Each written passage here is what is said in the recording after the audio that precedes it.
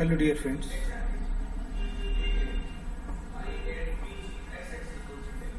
Today we discuss BSc first year semester first subject chemistry, unit number 3, electron displacement. Today's topic, resonance effect. That means as per the type of effect which is developed due to the electronic displacement, first is inductive effect, second electromagnetic effect, and now third resonance effect. Previous lecture we discussed about the electromagnetic effect. Now in this lecture, today's lecture, we discuss resonance effect.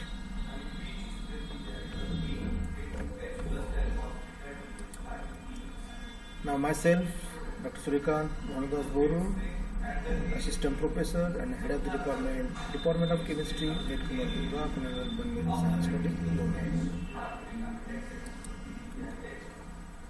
Now resonance effect, which is also known as mesomeric effect. This resonance effect also known as mesomeric effect. Now, what is meant by resonance effect? That means, what is the resonance effect? Sometimes question asked as explain the following terms. Number 1, resonance effect, which is also known as mesomeric effect, R effect or Young effect. Now dear students, in case of resonance or resonance effect, some molecules, their molecular structure, their structures explain the properties, but same structure draw in number of types and which explain about all the properties of that substance. So in the definition of resonance effect or mesomeric effect, the process in which two or more valence bond structures can be written from the molecules in order to explain all its property. It's called as resonance effect or mesomeric effect. So in this definition, that means it is a process or phenomena in that process or phenomena we can return two or more valence bond structures of molecules. So why? In order to explain all the property of that molecules. But sometimes one structure cannot explain all this property of molecules, so we can write two or more valence bond structures of that molecules to explain all its property. So in case of definition of resonance effect, the process or phenomena in which two or more valence bond structures can be written for the molecules in order to explain all its properties is called as resonance effect or mesomeric effect. On the other hand, resonance effect or mesomeric effect is defined as the process in which interaction in between two conjugated pi bonds or pi bonds and lone pair of electrons is called as resonance effect or mesomeric effect. So explanation of definition as the process or phenomena in which interaction in between two conjugated bonds or one pi bond and lone pair of electrons.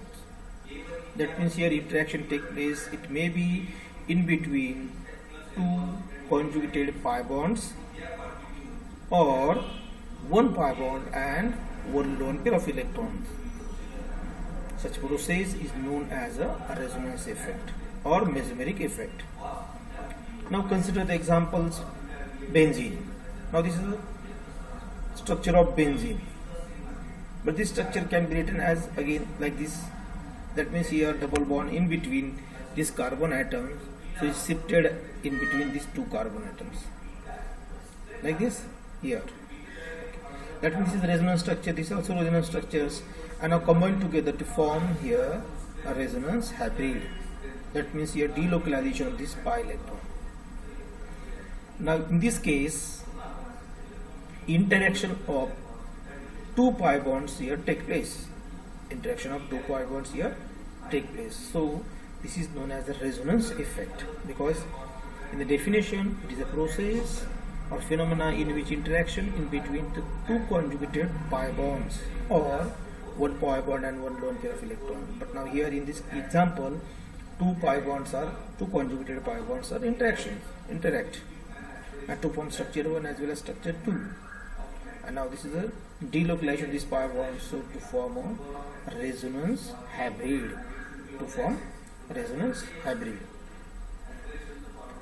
Now this is the resonance structure of benzene or resonance of benzene. That means an explanation by using this resonance structure of benzene. And now the phenomena is known as, a process is known as a resonance. विद्यार्थी मित्रांनो, resonance किंवा त्याला दुसरं नाव आहे mesomeric effect. कधी कधी प्रश्न आपल्याला अशा फॉर्म मध्ये विचारतात, एक्सप्लेन द फॉलोइंग टर्म्स किंवा right in note on resonance effect और मेसोमेरिक इफेक्ट. सो डेफिनेशन मध्ये आपण दोन डेफिनेशन बघणार आहोत. पहिली डेफिनेशन यामध्ये आहे, process in which two or more valence structures can be written for a molecule in order to explain its properties. म्हणजे आपल्याला एक स्ट्रक्चर ड्रॉ करायचे, यामध्ये दोन किंवा त्यापेक्षा जास्त व्हॅलन्स बॉन्ड स्ट्रक्चर एखाद्या मॉलिक्यूलचे. कशासाठी? तेही त्याच्या जवळपास सर्वच प्रॉपर्टी आपल्याला त्यामध्ये एक्सप्लेन करता आल्या पाहिजे या दृष्टीने. आणि मग ही जी प्रक्रिया आहे, ही जी प्रोसेस आहे, याला म्हणायचं रेझोनन्स इफेक्ट. ओके. दुसऱ्या पद्धतीने डेफिनेशन आपण बघू. त्यामध्ये असं लिहिलं आहे की the process in which interaction between two conjugated pi bond, म्हणजे दोन लगतच्या पाय बॉन्ड मध्ये जर इंटरॅक्शन होत असेल किंवा कॉन्जुगेशन होत असेल किंवा एका पाय बॉन्ड मध्ये लोन पेअर इलेक्ट्रॉन मध्ये होत असेल, तर हा जो इफेक्ट आहे, हा इफेक्ट म्हणजेच काय आहे? Resonance effect. आता आपल्याला खाली एक्झाम्पल बघता येईल. हे एक्झाम्पल्स यामध्ये ही बेन्झीनचं स्ट्रक्चर आहे, हे सुद्धा बेन्झीनचं स्ट्रक्चर आहे आणि हे सुद्धा बेन्झीनचं स्ट्रक्चर आहे. पण बघा, हे तिन्ही स्ट्रक्चर सारखे आहेत का? नाही. या स्ट्रक्चरनुसार आपल्याला हे दिसते की या दोन कार्बन मध्ये डबल बॉन्ड आहे, या आणि या कार्बन मध्ये नाही. याचा अर्थ हे असंच आहे का? नाही. ही जी प्रॉपर्टी आपल्याला एक्सप्लेन करायची आहे, तर यामध्ये आपण दुसरं स्ट्रक्चर ही ड्रॉ करू शकतो की त्यामध्ये आपल्याला दिसेल की या दोन कार्बन मध्येही डबल बॉन्ड असू शकतो किंवा आहे. म्हणजे याचा अर्थ आपण हे स्ट्रक्चर आणि हे स्ट्रक्चर जे more than to or more structure आपण जे ड्रॉ करतोय, यावरून आपल्याला ह्या प्रॉपर्टीच्या एक्सप्लेन करता येईल.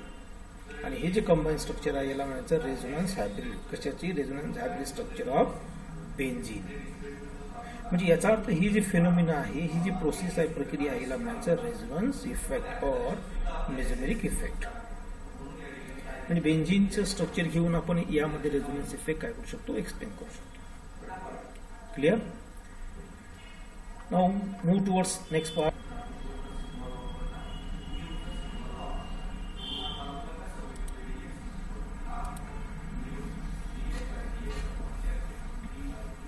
Important points or characteristics of resonance effect.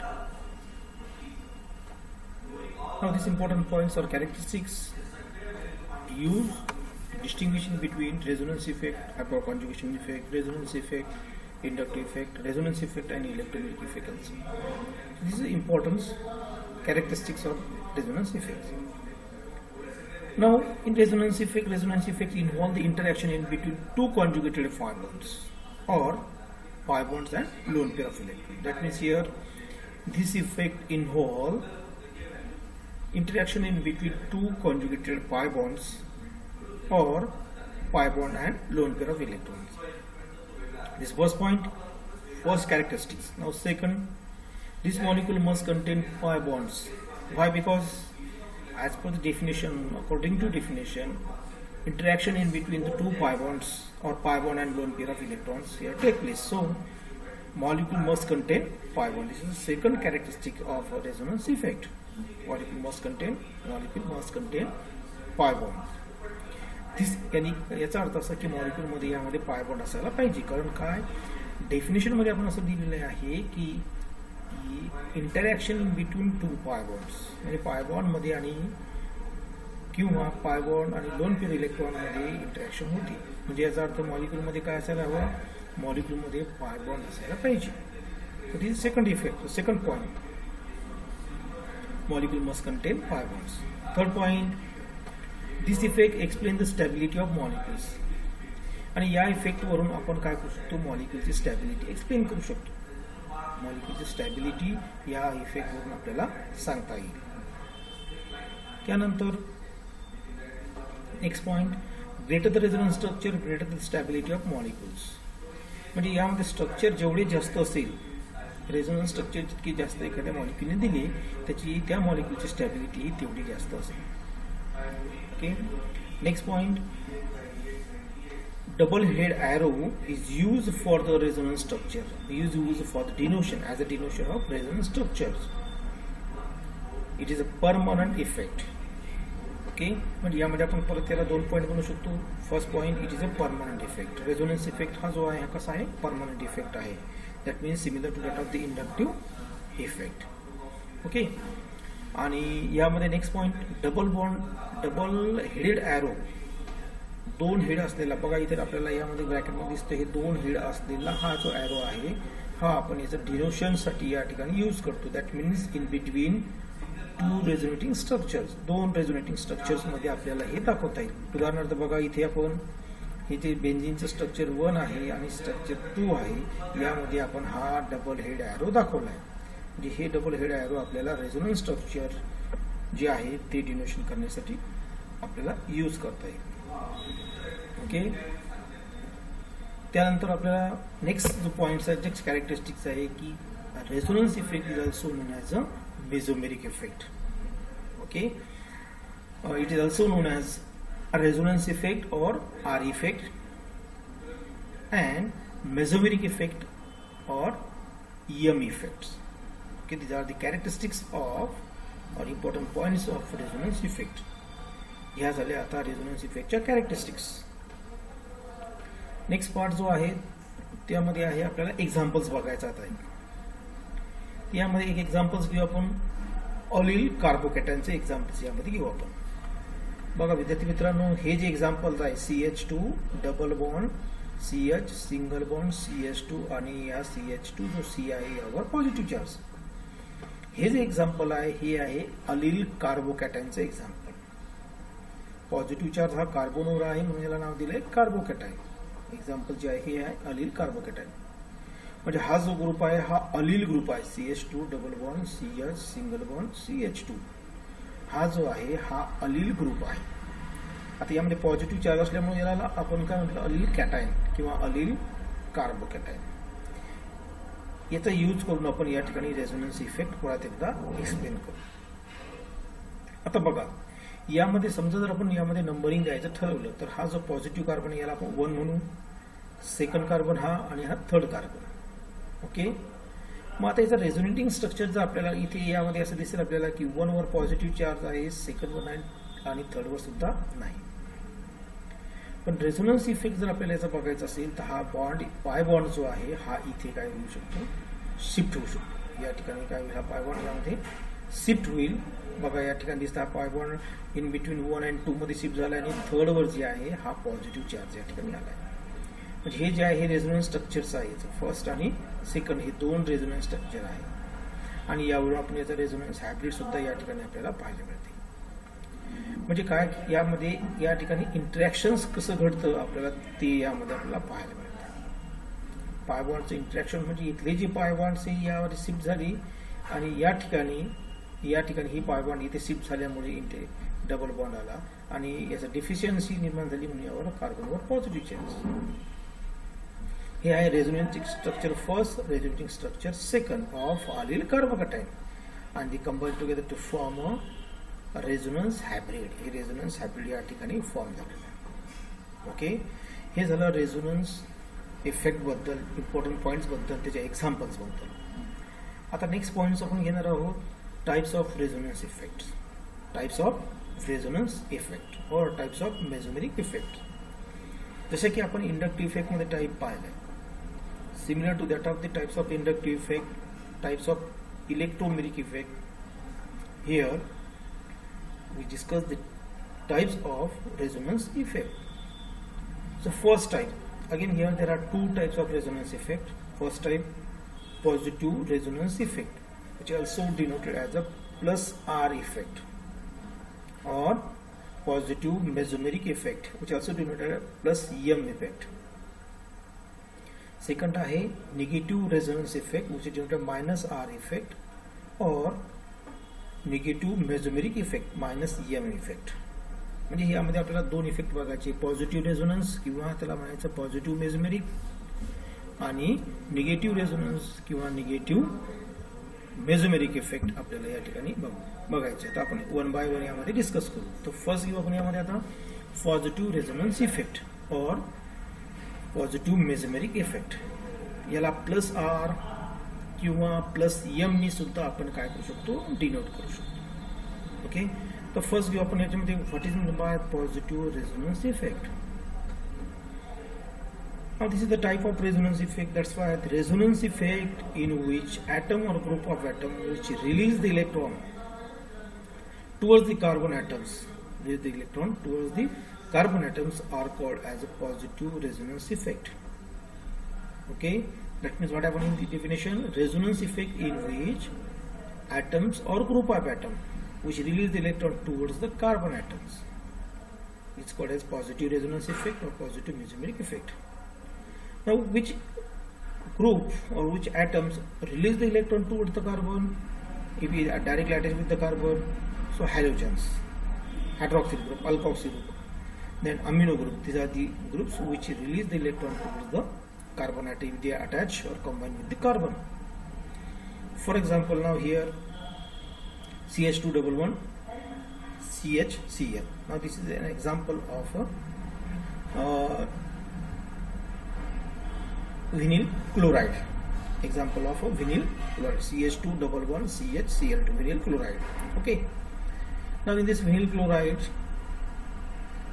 this chlorine atom release the electron towards the carbon. Release the electron towards the carbons.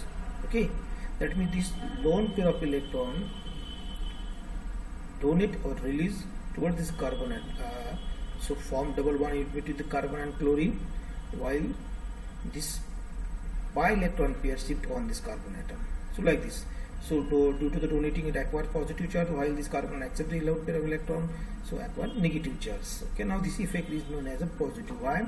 Because here atoms, chlorine atom release the electron toward the carbon. That's why this effect is known. This is a resonance effect. But due to this chlorine release the electron toward the carbon, this is an example of positive resonance effect. Okay. तर या ठिकाणी विद्यार्थी मित्रांनो, positive resonance effect म्हणजे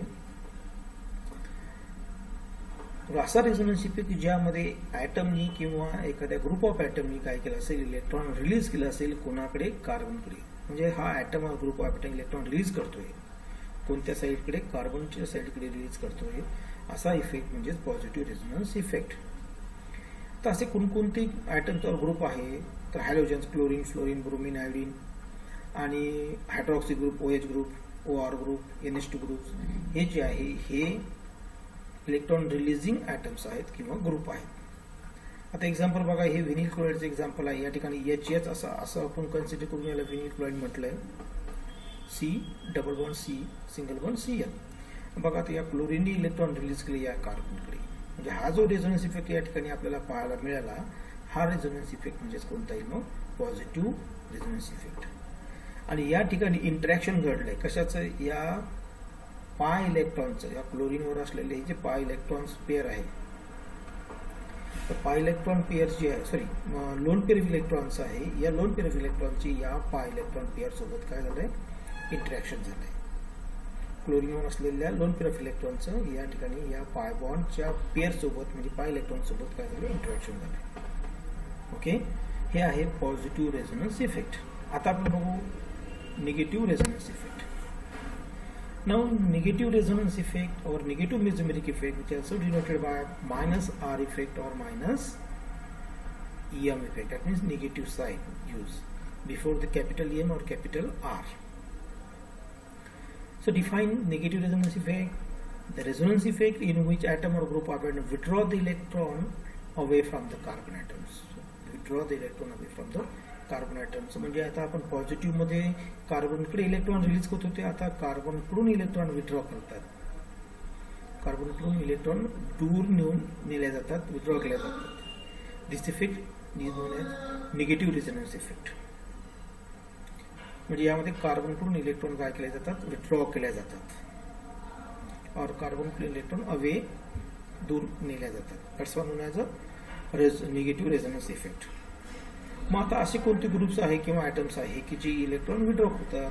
त्यामध्ये बघा COH group, carboxylic group आहे, NO2 group आहे, सायनाइड ग्रुप आहे, नंतर कार्बोनिल ग्रुप, त्याच्यानंतर अल्डिहाइड ग्रुप आणि हिस्टेरिक ग्रुप. हे जे आहे हे आपल्याला इलेक्ट्रॉन विड्रॉ करणारे दिसतात. ओके, आता बघा हे एक्झाम्पल्स यामध्ये आहे. यामध्ये carbon double bond carbon, single bond carbon double bond O, म्हणजे हा कार्बन एक कंपाऊंड आहे. यामध्ये हे इलेक्ट्रॉन पेअर या साईडला काय होतात, विड्रॉ केले जातात, त्या साईडला विड्रॉ केले जातात. ओके, मग त्यांनी इलेक्ट्रॉन विड्रॉ केल्यामुळे यामध्ये निगेटिव्ह चार्ज ऑक्सिजनवर आला आहे, म्हणून ही जी पेअर आहे ही पेअर या ठिकाणी शिफ्ट झाली आहे. ही पेअर या ठिकाणी शिफ्ट झाली आहे. म्हणजे या ठिकाणी झालं इंटरॅक्शन. कशाचं इंटरॅक्शन झालं यामध्ये, हे इंटरॅक्शन झालं पाय बॉन्डचं. हा एक पाय बॉन्ड आहे कार्बन कार्बन मधला आणि कार्बन ऑक्सिजन मधला हा एक पाय बॉन्ड आहे. या पाय बॉन्ड मध्ये काय झालंय, इंटरॅक्शन या ठिकाणी आपल्याला झालेलं दिसतंय. ओके, आणि यामध्ये या रेझोनन्स इफेक्ट मध्ये, या मेसोमेरिक इफेक्ट मध्ये इलेक्ट्रॉन हे दूर नेले जातात कार्बनकडून, म्हणून याला म्हणायचंय. Okay, that means electron withdraw away from the carbon.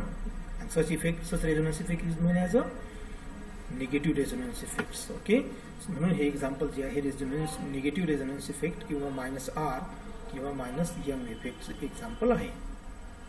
Okay, आणि या इफेक्टमुळे हे या इफेक्टमध्ये पाय बॉन्ड जे आहे या पाय बॉन्डमुळे पाय इलेक्ट्रॉनचं या ठिकाणी इंटरॅक्शन घडते असं आपल्याला दिसून येतं. ओके, नंतर घेऊ आपण आता applications of resonance effect. Resonance इफेक्टचे ऍप्लिकेशन्स. आता रेझोनन्स इफेक्टचा यूज काय काय किंवा याचं ऍप्लिकेशन काय काय. तर रेझोनन्स इफेक्टचा यूज जे ऍप्लिकेशन जे आहे आपल्याला खूप सारे एक्सप्लेनेशन किंवा स्टॅबिलिटी एक्सप्लेनेशनसाठी आपल्याला यामध्ये मेकॅनिझम एक्सप्लेनेशनसाठी यामध्ये आपल्याला याचा यूज करता येईल. तर जर एक पहिलं एक्सप्लेनेशन यामध्ये आपण असं घेऊ applications. Stability of molecules and ions. That means resonance effect is useful to explain the stability of molecules or ions. The ionsची किंवा मॉलिक्यूलची जर स्टॅबिलिटी आपल्याला एक्सप्लेन करायची असेल, whether it is stable or unstable, हे आपल्याला एक्सप्लेन करायचं, हे सांगायचं आहे. यासाठी रेझोनन्स इफेक्ट या ठिकाणी महत्त्वाचा आहे आणि युजफुल आहे. Okay, same resonance effect is useful to explain unexpected bond length in molecules and ions. म्हणजे आता मॉलिक्युल्स आणि आयॉन्स मध्ये जी बॉन्ड लेंथ असणार आहे इन बिटवीन बॉन्डेड ॲटम, ही बॉन्ड लेंथ आपण सांगू शकतो यामध्ये एवढी आहे. पण कधी कधी काही वेळेस ती बॉन्ड लेंथ जी आहे ती आपल्याला आपण जी गृहीत धरलेली असेल, आपण जे यामध्ये अपेक्षित ठेवली असेल त्यापेक्षा ती थोडीशी वेगळी असते. मग त्याचं एक्सप्लेनेशन आपल्याला यामध्ये या रेझोनन्स इफेक्टचा यूज करून देता येईल. Unexpected bond length in molecules or ions. Okay. Next application आहे resonance effect. Resonance effect is useful to explain acidity of phenol and basicity of amine. आपल्याला माहित आहे explain the acidic nature of phenol, explain the basic nature of amines. हे question आपण 12th मध्ये study केलेले आहेत.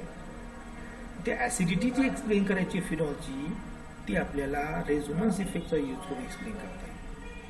किंवा बेसिसिटी जी आपल्याला अमाईनची एक्सप्लेन करायची ती सुद्धा आपल्याला रेझोनन्स इफेक्टचा यूज करून एक्सप्लेन करता येईल. त्याचबरोबर या ठिकाणी आपल्याला हे सांगता येईल की resonance effect is useful to explain the mechanism of reactions. म्हणजे रिॲक्शनचं मेकॅनिझम जर आपल्याला एक्सप्लेन करत असेल तर त्या रिॲक्शनच्या मेकॅनिझमच्या एक्सप्लेनेशनमध्ये आपल्याला यामध्ये रेझोनन्स इफेक्ट हा महत्त्वाचा घटक आहे, महत्त्वाचा पार्ट आहे. म्हणजे by using resonance effect explain mechanism of resonance. तर यामध्ये हे आहे रेझोनन्स इफेक्टचे काही महत्त्वाचे युजेस किंवा applications or use of resonance effect. Okay.